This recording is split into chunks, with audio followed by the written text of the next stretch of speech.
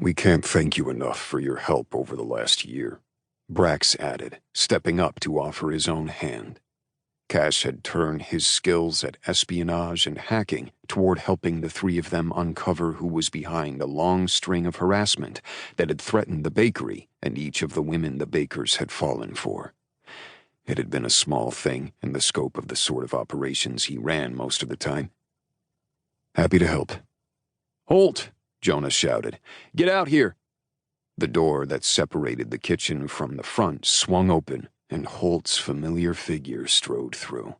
His smile spread wide at the sight of Cash. Unlike his partners, he didn't stop with just a handshake, pulling Cash in for a back-thumping hug. The box in Cash's pocket weighed on him like lead. For just a fleeting moment, he considered blurting it all out, but just in case Holt elected to deck him, he really didn't want that reputation for his friend's business. He'd sit on it until he could talk to Holt alone. "Well, you said I should come down and visit. I thought I'd surprise you."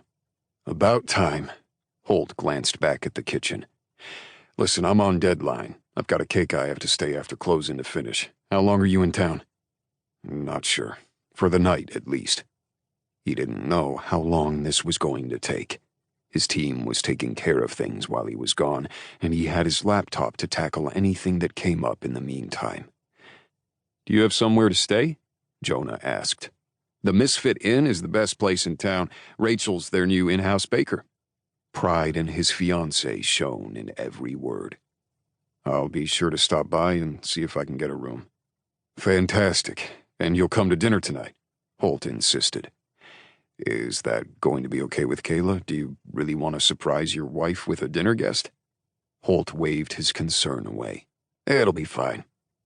God, Cash hoped so. He figured if he waited until they got to the house around Holt's wife and daughter, maybe he'd be less inclined to commit violence. If everything went smoothly, he could be back on the road tomorrow to go fix things with his woman. All right then, dinner it is. Hadley still hated being wrong. She hated admitting it even more. But she'd been taught by her mule-headed big brother to own up to her mistakes. If she'd chosen to do that in her own way, on her own terms, rather than accepting any of Cash's calls, well, all three of them knew she was the most stubborn of their trio. So she'd gotten on the road at an entirely unreasonable hour this morning to drive down to Tennessee and talk to Holt herself. What was it about brothers and their friends when it came to little sisters?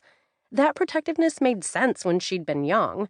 She had plenty of choice arguments to make about the subject, and she was prepared to deliver them at top volume if necessary. She just hoped she got to him before Cash did. Obstinate, honorable, sexy man. Was it any wonder she was totally gone over him? Not wanting to confront Holt at work, she'd timed her arrival, hoping to catch him at home. She knew that most days he picked up his adopted daughter Maddie from school when he finished up at the bakery. With luck, they'd be smack dab in the middle of snack time and homework. Was she hoping her niece would be an inadvertent buffer? Yes. Hadley knew how to work her brother, and she wasn't above taking every potential advantage she could to minimize the inevitable explosion. Pulling up to the curb several houses down from the little bungalow her brother called home, she took a moment to wipe damp palms on her jeans. It would be fine. Holt would probably be upset to start, for all the reasons Cash had outlined yesterday morning. He was likely to see their subterfuge as a betrayal. She didn't think her reasons for not telling him were bad ones, but Cash had a point about not wanting to sneak around for the long haul, which implied he also believed there would be a long haul. She wanted that more than she could admit, so no matter what Holt thought about it, she'd make him see reason. She absolutely would not allow him to end his friendship with Cash over this, not when she knew how much that relationship meant to Cash. To keep listening to this audiobook, I've left you a link in the description so you can do it, at no cost thanks to Audible's 30-day free trial.